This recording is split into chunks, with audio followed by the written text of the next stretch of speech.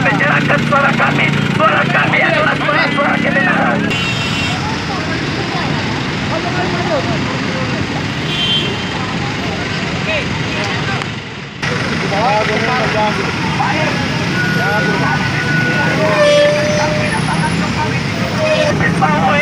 Mahasiswa yang dipukul oleh pihak kepolisian yang sampai saat ini belum diselesaikan kasusnya.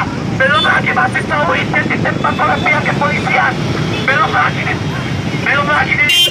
untuk kami tegaskan kepada pihak oknum-oknum yang tidak bertanggung jawab yang seenaknya memukul rekan kami agar kiranya jangan sekali-sekali memukul rekan kami. Rekan kami hanya menyampaikan aspirasi. Rekan kami adalah negara hukum, bukan negara pasar. Dan jelas-jelas di undang-undang menyatakan bahwasannya kedaulatan tertinggi ada di tangan rakyat. Tetapi nyatanya saat ini